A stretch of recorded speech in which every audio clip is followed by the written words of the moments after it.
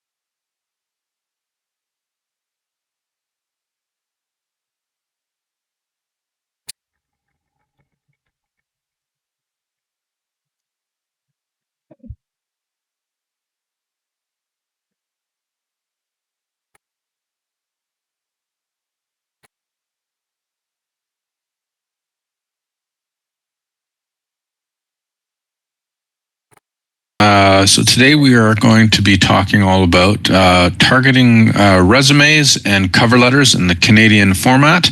And we will start today. It's 10 after 10. We're going to probably have a break around 11, maybe a little bit after 11, and the workshop should finish up today around 12.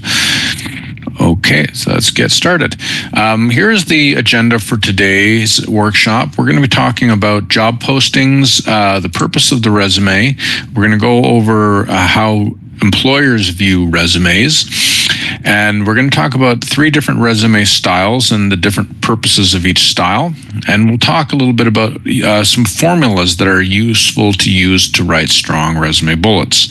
So the first half is more about format and structure. And the second half, we're going to focus more on targeting the resume and also talk about structure and targeting the cover letter as well. So as I said, around 11 or so, we'll have a period for questions and a short break. And when we return, we'll start right on about analyzing job postings to target resumes and cover letters. We'll go over a variety of useful resume and cover letter tips, as well as brief discussion of the reference sheet. And then we'll wrap up the morning with a bit of information about one of the common ways that your qualifications, as stated in your resume, are assessed against other candidates. And then we'll have another period for questions at the end. So Jack probably mentioned this to you at yesterday's workshop, but we do not provide the actual PowerPoint. This is property of WorldSkills, so we urge you to take notes on paper as you need to, or type it on your screen as you like.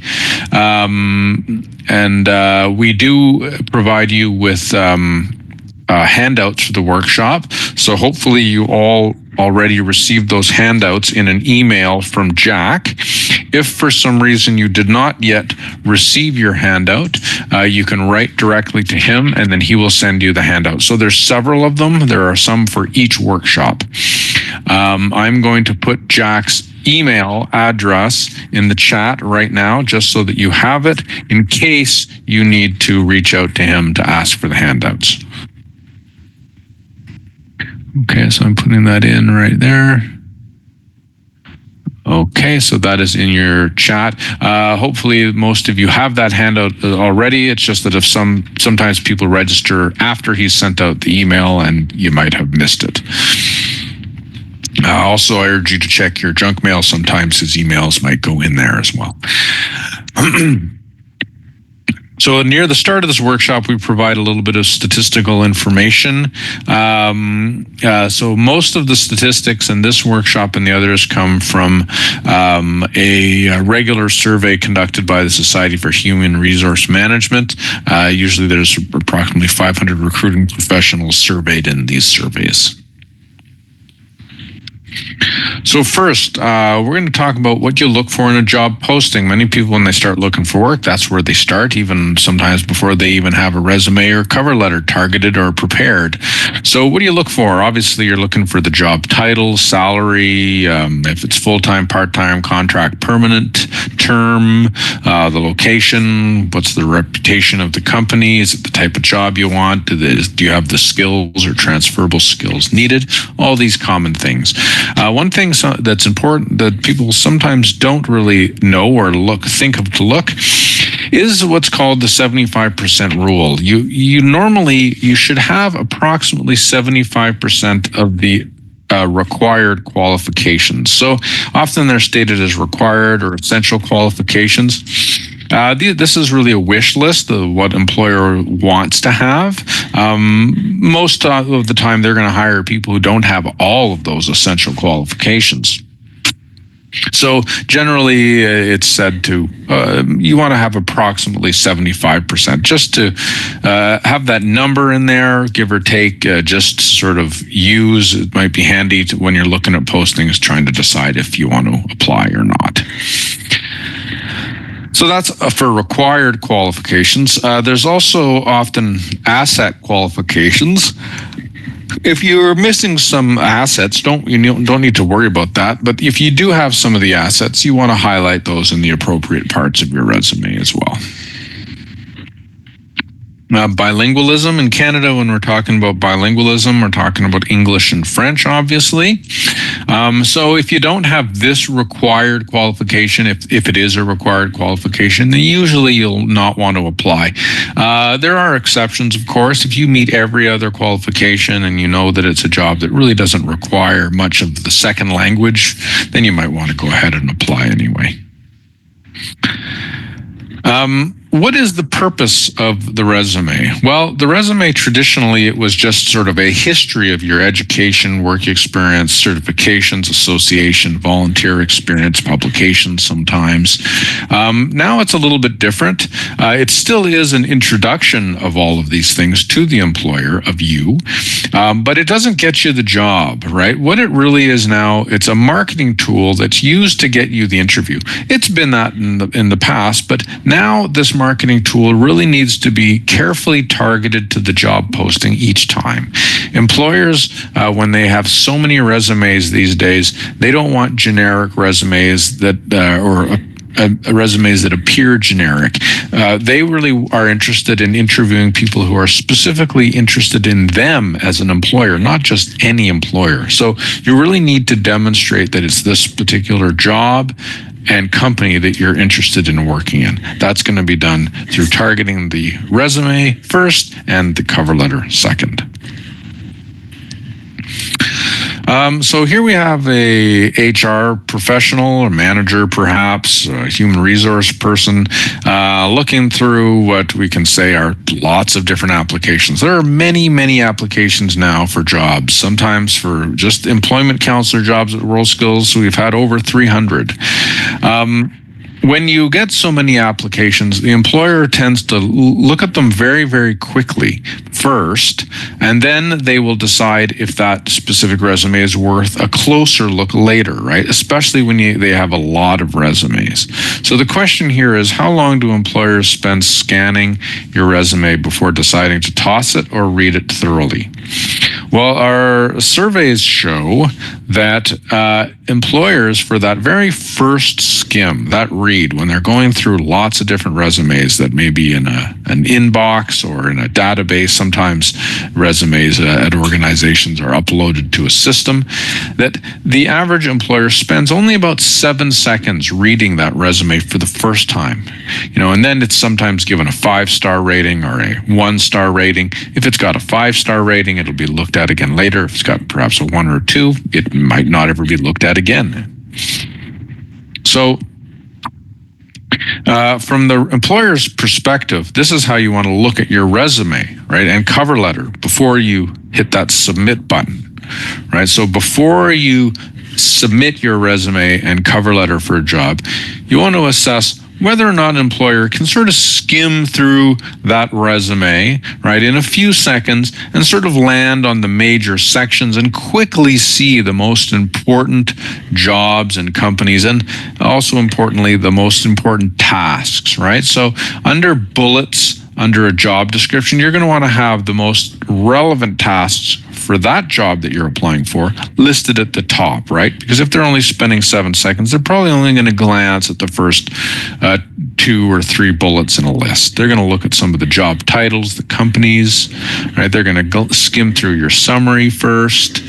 All right, so you always want to take this into consideration. So remember, the employer has hundreds of resumes to review.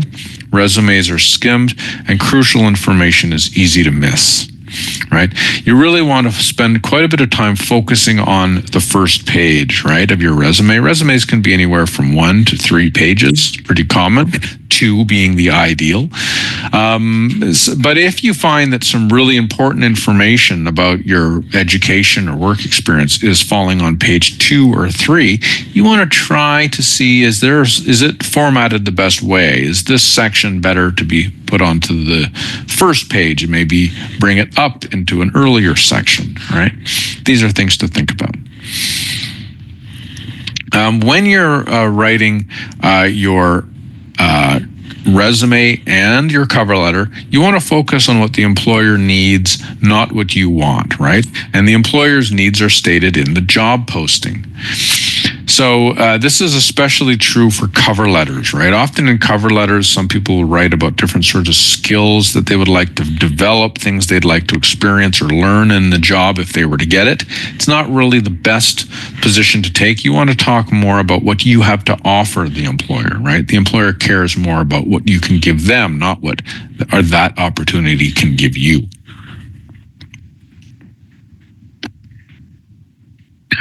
Okay.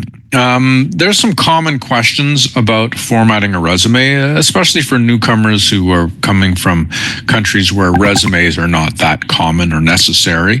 I know some of you this information will be obvious, but for some it won't be. So the first question is, should your resume include personal information like age, ethnicity, and marital status? And the answer to that is no. Those are things the employer is not really supposed to ask you about, and there's no need to give them that information on your resume or cover letter.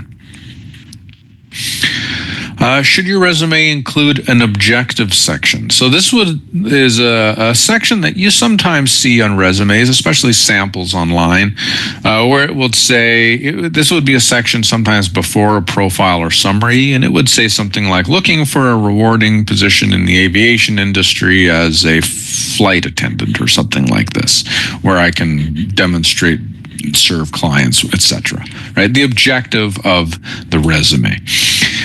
It's not something that you really need in the resumes these days, and that's because cover letters are pretty much the norm for most jobs, unless it's like a really entry-level job in labor or manufacturing, or something very, very basic entry-level job, which we sometimes call survival jobs in some ways. These don't require a cover letter, and you might want to have an objective section. But for the most case, you should be submitting cover letters with your applications, and in that cover letter, you would state your objective. Should your resume include interests? Right, like your interests and hobbies and whatnot. We sometimes see this. This is often one of the last sections of a resume, and we normally don't recommend that you put that in. If you have some sort of hobby or interest or pastime that's really relevant to the employer, right? Like that this hobby or interest or pastime is going to be some kind of added asset for your application, then you might want to include it. But for the most part, most of the time, there's more important information than your interests and hobbies to include. Okay, should your resume include your references? So references, for those of you new to resume writing, references are people who have worked with you, or sometimes it could be professors or people who oversaw volunteer opportunities, but they are people who could attest to your work ethic, your skills, and your experience, which make you a good fit for the job that you're applying for next, right? So it's people. So we're going to talk more about the reference sheet later, but it's basically a list of people that the employer can call or email or both to talk to about you and your past experience. So should your resume include your references? No, you don't need to include that private information about the people that you've worked with on your resume, because your resume, it's retargeted and it's sent presumably to quite a few people. You really only want to provide that information to the employer when they need it. And that's usually at or after the interview. They'll ask you for your list of references. So on your resume, it's really enough at the end just to write the line, references are available upon request, right? Especially important for people who have work experience overseas and references overseas, right? Because some employers here might think that your references in your countries of origin are maybe hard to reach. Maybe they don't speak English. But if they are able to communicate in English or French and writing or speaking, you'll want to make the employer feel confident that they can reach out to them. And so just that one statement, references are available upon request, can go a long way at the end of your resume. Okay. Now, sometimes you'll see job applications online where it does ask for your references right when you apply. And then, of course, in that case, that would be an exception. You should provide them with your references in that case, right then when you apply. Okay. Now, there's different styles of resume, as I mentioned. The most traditional English style is the chronological resume or reverse chronological resume. We also have a functional style resume and a combination. So the chronological, it's one of the oldest styles, an old British style. It's, you got your header, usually starts with your education section. So that's usually what people did and do first before working. And then you've got your work experience section, and then often other sections like volunteer work, professional associations, certificates, training, sometimes skills would be in there, or actually that's usually earlier, work experience, of course, right? The functional is a style that was created to be used by people who have time gaps in their work experience, right? So someone who might have taken a maternity leave for a couple years, or someone who might have left work or moved to a different country for a while. Who knows what reasons why people don't work? There's all different kinds. But the functional style focuses more on the skill sets that people have and doesn't highlight as much the times that they acquired these and developed these skills. Often the work experience is shown and the years are shown, but it's often later in the resume, sometimes on the second page. But it's the skills is the focus more on the functional resume, and it's not connected in those skill set sections to the specific jobs. The combination style takes some of these skill statements and sort of puts it a little bit into a summary or profile, but just not as lengthy, and that sort of introduces and precedes the work experience section, which is structured in the combination style resume pretty much in the same way as the reverse chronological. So, which style of resume do employers prefer? So there's been different studies done on this that I mentioned at the start. And they found that only about 10% of employers like the functional style resume. Most employers do not like it. And the reason why is because the work experience section is thin, right? There's not a lot of information in it. That information has been reserved for the skill sets section, but in the skill set section or sections, there's no dates or jobs, right? So the employer doesn't know that you have developed this skill recently or if it was a long time ago. If it was a long time ago that you developed the skill, maybe you don't have the skill anymore. Or maybe you haven't updated your skills in that area, right? It leaves a lot of question marks for the employer, right? So the employer really does care about the dates and when you did which job and did which tasks. The other style that they surveyed is the chronological. 40% of employers surveyed like that, right? It's traditional. Everything is where they expect to see it. There's nothing wrong with it.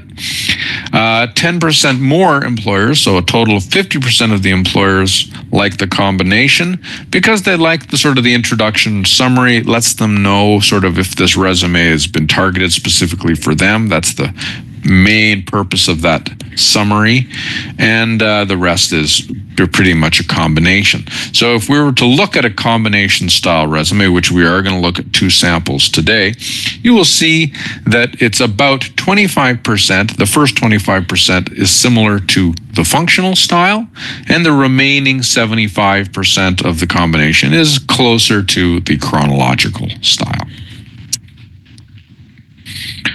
Okay. So what is a targeted combination style resume? Well, basically it's 2 to 3 page summary. Yeah, and I really should have 1 in here because some people do have a 1 page, but not most. It's usually a 2 to 3 page summary of your most relevant skills, experience, education, training, volunteer experience, professional development, community involvement, and publications. Right, these are some very common sections. These combination resumes are targeted to a job posting by including statements that demonstrate how your qualifications match the requirements stated in a specific job posting, right? That's why we say it's targeted. It's targeted to the job posting. So it's not just a general resume.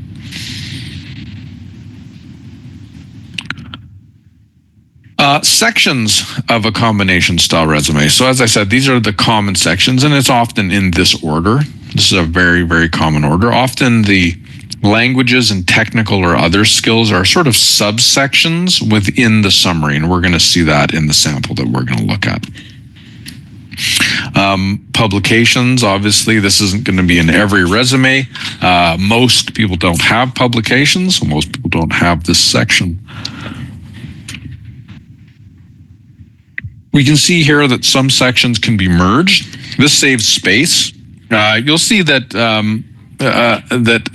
in some resumes, you'll see these merged, especially when someone only has 1 volunteer experience and 1 maybe some type of community involvement, right? You don't want to have a section with only 1 inclusion in each. You'll sometimes merge those. These are some common sections that will be merged. In the sample we're going to look at, you're going to see in some cases in my sample that there are only 1 inclusion per section and the sections aren't merged, but that is just so that I can get it sort of all on 1 page so you can sort of see it as an overview. Okay. So here's our sample.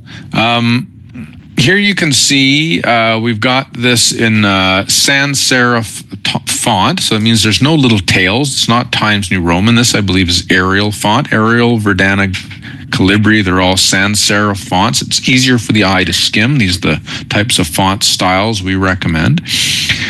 We've got the resume, the person's name starting off at the beginning, their address, complete address. This is the proper order, telephone number, email address, and LinkedIn. You'll notice that we didn't write cell next to their telephone number. We didn't write the word email next to their email address. These are little extra pieces of information that aren't needed, right? When we see this, we know this is a telephone number, we know this is an email, and we know this is a LinkedIn address. You don't need to state it next to it. And as a matter of fact, that's a little pet peeve, a little annoyance of many HR professionals when there's extra information that's unneeded that you are forcing the HR person to read. Then we're moving over to the summary. You can see on this resume, we're keeping everything to the left. right? When we're reading, we move from left to right.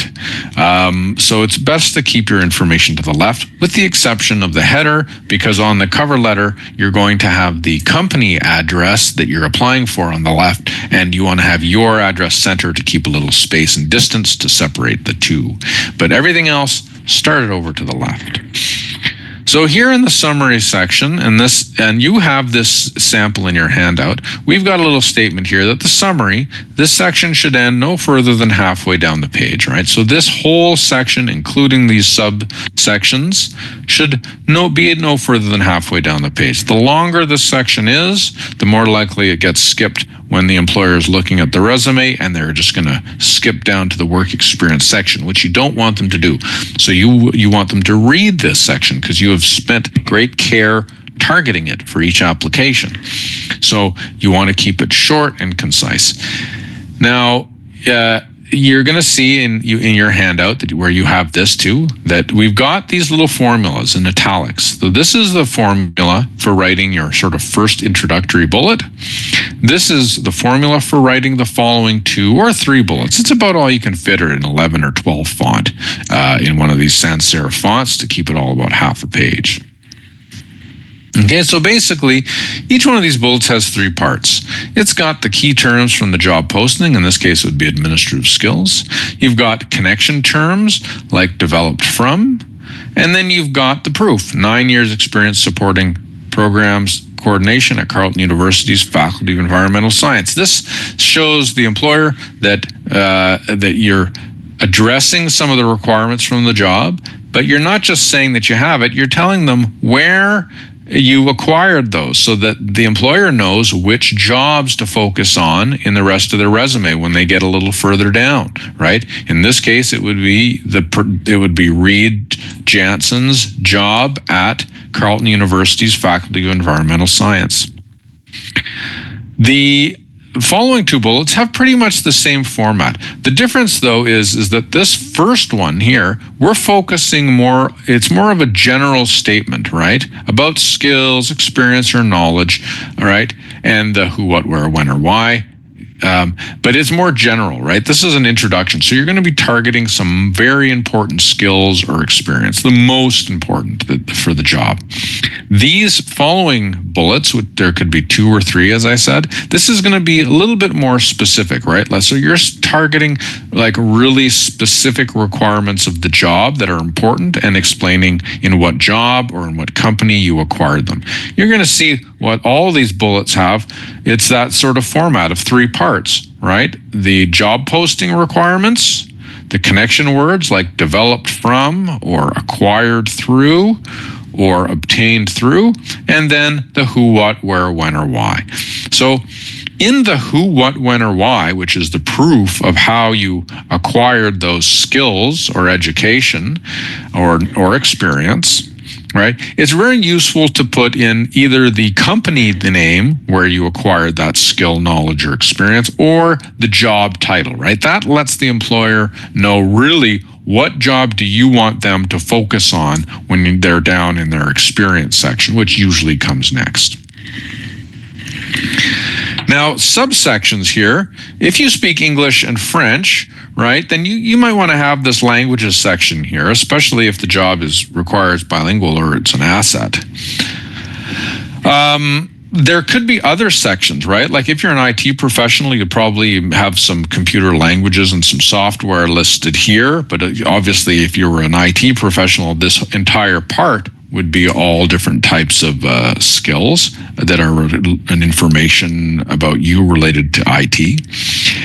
If you were a lawyer, though, you might have a different set of skills or subsections down here. One of them, it could be areas of legal expertise, right? And you could say corporate law, family law, criminal law, whatever. If you were a teacher, right, you could have a different subsection down here that would be teachable subjects, right? Science, French, math, etc. Okay. Now, we're going down to the work experience section. You're going to see we're staying very consistent with our spacing, right? We're not having bullets all over the place. We have indentations all nice and neat, right? You want to make sure you do that. Employers don't want to see something that's all sloppy, right? This is the first indication of how well you prepare and how focused on detail you are, right? So you want to have consistency. We've got a nice format that's very easy to read. We've got you got your section heading in bold caps, and then we're going with bold not caps for the job titles, and that's it, right? So we start with the job titles, not the company, the job titles. So job, company, city, province. If it's in another country, you would say job title, company, city, country, right? And then we have the dates. Right? Be consistent. If you know the months, then include the months. If you don't know the months for some of them, then don't include the months for any of them. You want to have consistency throughout your resume. So we can see here we're going in reverse chronological order, of course. Most recent first, going back in time. In your resume, we've got two formulas here as well for writing these types of bullets. The most basic type is called the basic experience statement. This is where you're stating the task and adding where, when, why, or how you perform the task. A slightly better type, and it's better because of this result part, is the problem, action, result statement. So in the problem, action, result statement, you identify the responsibility or issue at work you're responsible for, explain how you addressed it, right? That's the action, and the outcome of that action. That's the result. Employers love seeing results. Many times over the years when employers come and give talks at World Skills, they tell us this, and they would like to see it embedded. They don't want a separate section for achievements or results because they don't know what task you were doing which led to that result. They want to see it embedded in your bullet. So you did this task which led to that result. Right? So here we have an example. Manage the environmental science program budget and public interest initiatives, right? So that's the task that they're doing, right? Which regularly results in reduced program costs and increased funding, right? So that's the result. So we got the action and then the result. So where's the problem? Well, the problem, it's not explicitly stated, and it doesn't need to be. We know that the problem is increased costs and decreased funding, right? The result was the opposite of that, right? So we don't necessarily need to say the actual problem, okay? Sorry, I'm just going to let someone in who's trying to get in here. I think they logged out at one point. Okay. All right. And so if you're presently in a job, right, you would be having action verbs in the present tense like this, starting each bullet. Manage, conduct, schedule. You want to have the same structure of each bullet, right? Don't start bullets with responsible for. Of course you're responsible for. That's what all these tasks are, things you're responsible for. If you're no longer in the job, then these action verbs should be in the past tense: responded, input, research, directed. And you want specific action verbs that describe something in there. You don't want just like had, right? No, you want detailed action verbs specific to the task that you were doing. Okay. Then we're moving down here to the education section. The difference here, I mean, it's structured the same. You got your degree, the faculty, university, city, province. If it's outside of Canada, same thing, but you would say the city and country, right? And the difference is you're only stating the graduation date, not the date that you began. And then here I'm sort of breaking a rule, not a rule, but a good practice that I mentioned earlier is merging sections, right? So one good way to save space is that if you've only got one volunteer experience like we've got here and one professional development experience like we've got here, right? It might be a good idea to merge two sections, right? So you might merge professional development with education, and then you might merge volunteer experience, or just simply put this researcher job in your work experience section and simply state volunteer in brackets next to this. right? That saves a whole lot of space. But if you really want it to stand out on its own, you could have this sort of section. It's entirely up to you. It depends on what your goal is. But normally, if you've just got one inclusion, people usually want to save some space if they can. But just make sure that you're merging sections that make sense with each other. Okay, then you've got publications down here. This is the MLA or the APA style. I can't remember which style this is. Right, so this is basically it. You've got this in your handout. You got your little statement of references available upon request at the bottom. So you can use this. So we didn't talk anything about how this was targeted to the job posting, because as I said, that's where our focus is going to be after the break. Okay, so the importance of strong summary and work experience sections are very important, because these are the first parts of the resume that the employer is going to read, right? And this is what's going to indicate if you're a good fit for the job, and if you're targeting this resume specifically for them, that employer. So we already talked about the purpose, right? We talked about the tenses. Yeah, the summary section should be brief, 3 to 4 bullets, no more than half the first page, right? We already said that. If it's too long, it'll be skipped. Work experience section. Yeah, we talked about the tenses here as well. Of course, yeah, most relevant work experience statements should be at the top of the list of the bullets. Right? So yes, that's something you might change for different applications, as well as the targeting of the summary and the wording of the bullets. You might change the order, right? Remember that if in 7 seconds, if they're skimming it, you want to make sure your most relevant, impressive bullets are up at the top of the list. Now, sometimes people have a long work experience, many, many years, and the question comes up, how far back do you go? Do you omit jobs that are too old? In some cases, you will. It's going to be different for different scenarios, so this is something, if you're in that position, it's probably best to talk with me or Jack, whoever your employment counselor is at the end, about that. Right, because that's a specific question about your own work experience. So yeah, save that question for when you meet with either myself or Jack, and we will review your resume with you. But generally, the work experience normally covers your last 10 years or so of relevant work experience. Some people say 15 years, so let's just say between 10 and 15 years. Okay. Older experience, if you do include it, it shouldn't really duplicate duties or tasks that you described in positions held in the last 10 years or so, right? So for older jobs, focus more on describing and elaborating on the tasks that you did in that job that you haven't done since then, especially if they're relevant for the job that you're applying for. Okay.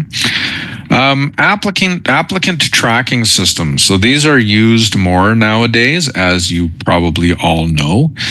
So an applicant tracking system, of course, it's software that helps recruiters find the best fit candidates for the job by looking for keywords in your resume and cover letter, which are usually nouns, right? And then they compare these to the content of job postings, right? So it's systems which are letting the employers not have to do some of those first skimming. In some cases, the employer will always look at it before they invite you for an interview, but sometimes the ATS does some initial scanning for them.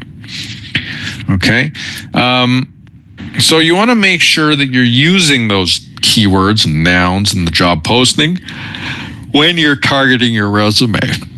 Okay, so in some cases, the most important keyword could be the job title itself.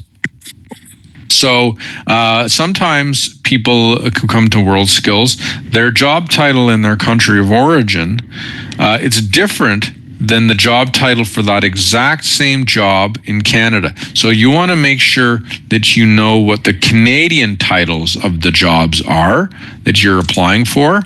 Okay, and make sure that you're using those. So I believe Jack talked a little bit about the the national occupation classification yesterday.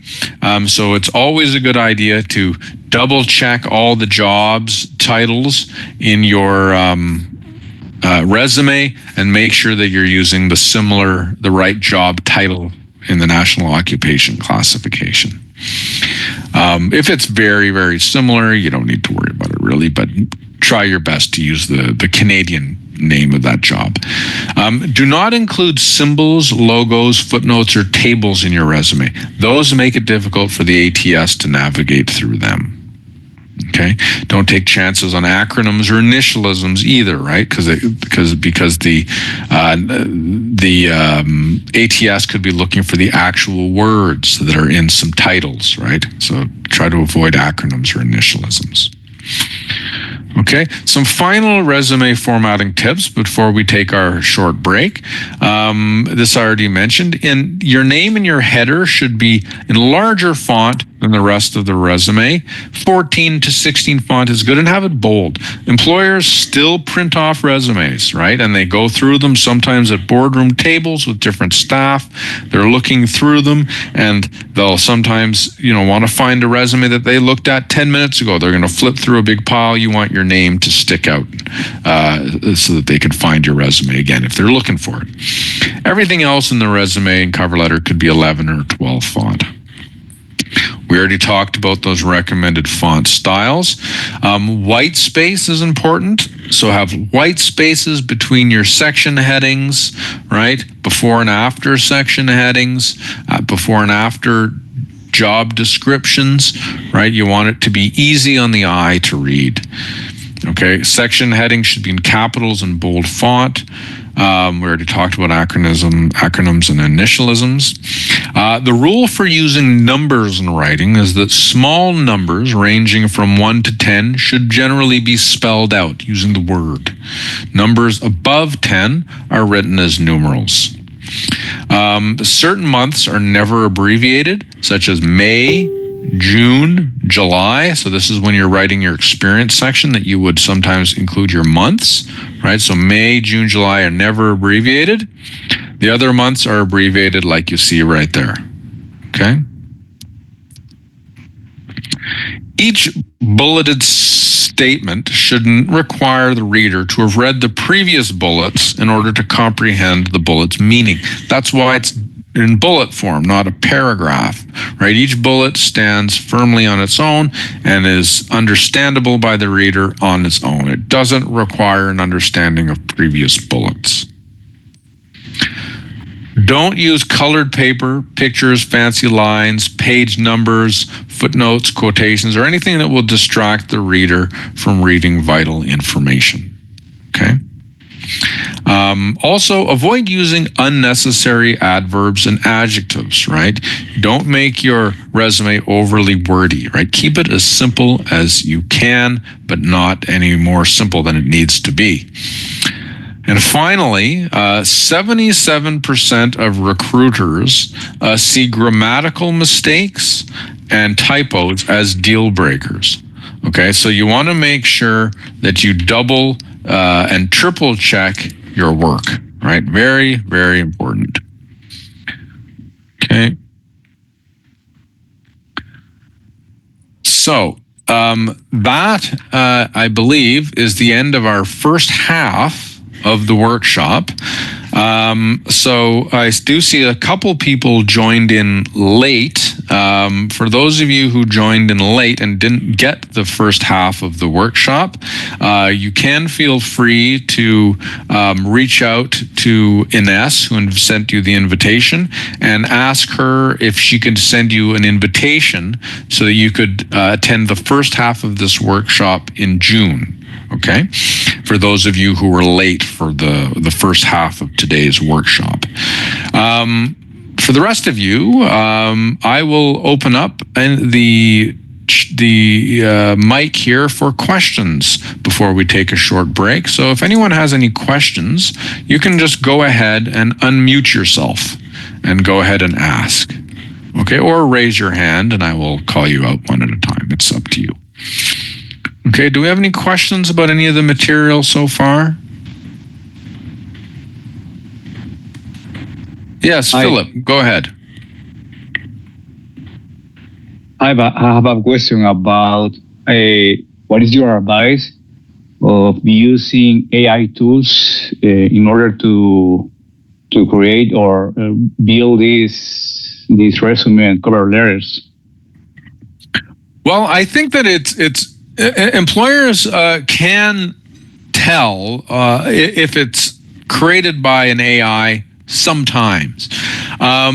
It's always got to be targeted. I mean, what you can do is have the AI help you with it. I would recommend always sort of creating it on your own first, and then getting AI to correct spelling, maybe correct the way that some of your bullets are written to make them more detailed, and then but always review those. But I would recommend to use AI more as an editing tool. But of course, you could look, right? You could use AI to look at the posting and look at your past resume and say, what are my tasks and skills that are most relevant for which of these requirements, and have it list that out into a table. And that then you could review that, and you could say, yeah, this looks like this makes sense. This should be maybe the subject of some of my earlier bullets in my description list. Does that answer your question? Yeah. Okay. Yes. Yeah. Okay. Great. All right. Do we have any other questions? I see that we do. Go ahead, Prachi. Please go ahead. So I have two questions.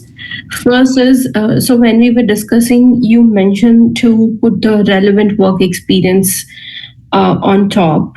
But what if someone who doesn't work currently in their own professional, or let's say are doing survival jobs? So should they put the survival job down and then the relevant work experience from their home country up? No. When I said to put it on top, what I meant was that within the job description, so you've got all the bullets of the tasks, that you want the most relevant tasks at the top of the list.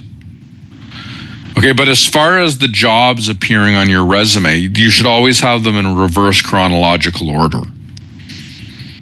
Right? Okay. So you would I think to answer what your question maybe is like if you're in a survival job now, or you were, you would presumably, as in most cases with newcomers to Canada, it's sometimes some of the first jobs they did here, so that would appear first, right, in your work experience section.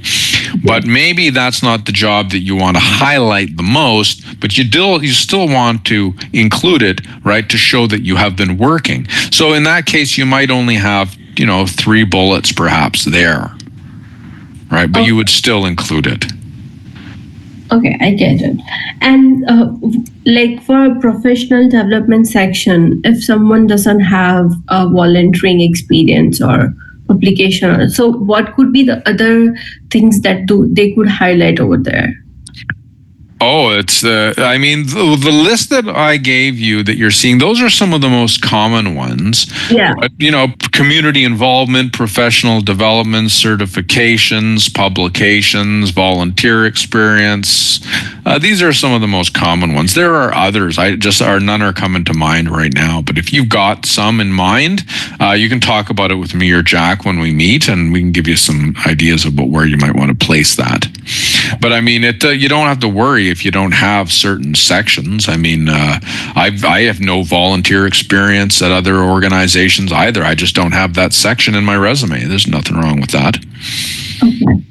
Yeah. Okay, thank you so much. Okay, no problem. Vasiliki, you want to go next? Yes, hi, thank you. So my first question is, according to your presentation, you mentioned that we need to customize our CV according to the job posting. Yes.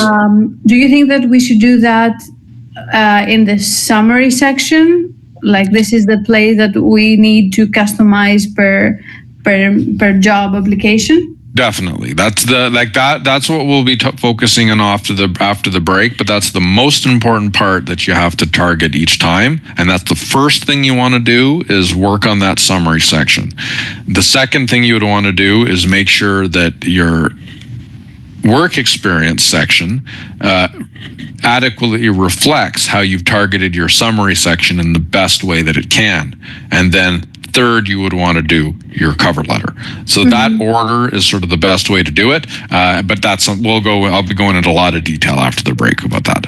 Okay, but if we spend that much time on the editing the summary section, isn't that why we also have cover letters? I mean, yeah, that's another. You're making me push ahead. Absolutely, but yes, you're right. Once you have targeted the summary section, you're going to have a lot easier time writing the cover letter. The cover letter is not just like a prose formal writing version of the summary, although there's a lot of the similar information in it, but it's written in a different way. So yes, there are similarities between the two. Like if you look at it completely logically, just on the surface, you'd say, well, why on earth do I even need to put in a summary? Or why on earth do I even need a cover letter if I'm going to do a summary, and vice versa? But what we do know is that employers often, when they're first reading a resume, they skip the cover letter and then they look at the summary and the resume. And then they use the cover letter to decide between different candidates, right? You got two candidates with similar work experience and they sort of seem equally strong. Sometimes the cover letter will highlight some difference in writing style. The cover letter is targeted closer to the job posting, right, in the company that you're applying for, right? Nowhere in the resume do you talk about the company that you're applying for. That's what you're doing in the cover letter. But we're getting a little bit ahead of ourselves. But anyway, that's important information, so I don't mind talking about that twice. Okay, and I mean, is it market specific that, I don't know, here in Canada they check cover letters, because in other countries they don't even read them? It's something that I don't know, is obsolete in some cases. Yeah, I believe that. And in Canada as well, employers sometimes will skip them. But for the most part, it's highly recommended, especially the more professional the job, the more important the cover letter. You got two people who will look exactly the same, right? Their experiences is very similar. One person's written that cover letter and they're trying to decide between two. And that often happens where you get lots of candidates. We've had that at World Skills many times, and people are so similar in backgrounds, but cover letters will make the difference sometimes. Okay. Yeah. And sorry, my last question was about the voluntary experience. So is it essential to add it? I mean, if we have it, yes, but do you think that is something good to point out or to highlight? Not in every case. In some cases it will be. Depends how relevant the volunteer experience is, right? Like for a lot of people, their volunteer experience is in Canada. It's sometimes the first volunteer experience they've had to get some quote unquote Canadian work experience, right? So in that case, it's quite important, and it might even be placed in the work experience section rather than a separate volunteer section, so it appears on the first page. In other cases, someone might have done some volunteer work 5-6 years ago and something totally irrelevant, and it's just taken up space that more important job tasks could be put in, so someone might omit it. Okay. Yeah. Thank you so very much. Okay, no problem. All right, next we've got Roham. Go ahead. Hi. Hello. I have a question about the skills section. I wanted to see if we have to avoid any redundancy. Like if, let's say, the job description is saying that you just need Microsoft Excel or Word, whatever. Do you have to remove other software you have in your skills? No, I mean, no, you don't have to, but I would put the ones that they're requesting at the front of your list so it doesn't get missed accidentally. I see. And is it a good move to let's say I'm applying for a position as an inspector? Is it a good move to add an inspection section under skills and say that, like, for example, you know how to do RFIs or like inspection reports, things like that under skills section? Well, you'll see in the sample that we have, we don't actually have a skills section. We've got sort of a skills subsections in there. I mean, sometimes, and there's nothing wrong with it, people do put in skills sections, and that would normally best be stated as a skills section or core competencies section, and then you would have lists of key terms like that, right? But it wouldn't. But I wouldn't go into descriptions of these. I think these should just be like 1 or 2 word nouns or compound nouns which state the skill, because where you're elaborating and describing skills that are required through certain experience, that's what you're doing in the summary or the profile section right before it. Right. And about education, do we have to write it in the very end of the resume? No, your education, and sorry, this is something that I should have mentioned earlier. If your education section is very important, because the type of degree or diploma is what the job needs specifically, and you want to really highlight that. The reason that we see it there in the sample on page 2 is because the work experience is more relevant in those cases. But sometimes if you maybe have only 1 diploma or degree and it's really relevant, you can still put that on the first page before work experience, and then your most relevant work experience will still be on page 1. Right, but other people might have 3 or 4 degrees and some diplomas, and it's a big fat section. And if you put that right after your profile or summary section, that's going to bump all the relevant work experience over to page 2, which normally in most cases people don't want to do that. That's why we have it there on page 2, but it doesn't need to be there. I see. And about publication, is it really helpful to mention publications? Like, if they're relevant. You're applying for industry and you have a publication unrelevant to what you're applying for. No, if it's not relevant, then you don't necessarily need to put the publication in. I see.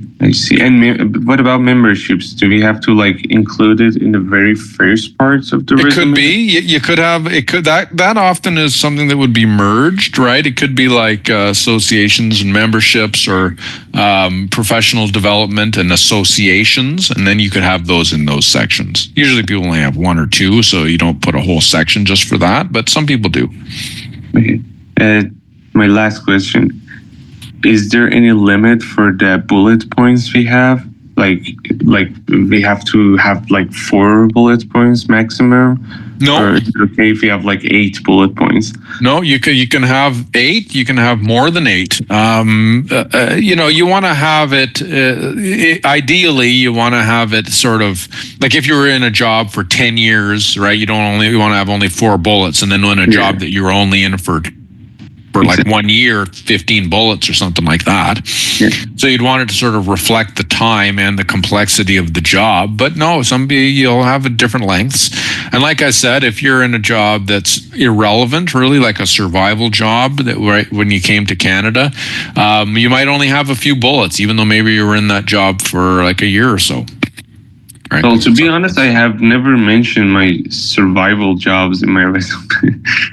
No, well, I mean, depending on how long you were in it, it could be a good idea, right? Like it shows that you're working and that you're flexible in the type of work that you're willing to do. I years ago had a client who he was working for a pretty large, high level federal government job in their country of origin, and when they came here, they were working at Farm Boy, putting out produce and whatnot. And he wrote in his resume not a lot, but a few details about how he would market these products to customers, explain it. He took care to write it concisely, but in detail, and showing how he was taking that job seriously. And after a short while, he was hired in a job very similar to his job from his country in origin in the federal government here in Canada. So it doesn't look bad? I don't think that it looks bad. It depends how it's written, and of course, it's going to be different for different types of jobs. But that's something I think you should talk about with either me or Jack when you meet one-on-one when the workshops are done. For sure. Yeah. Thanks a lot. Okay, no problem.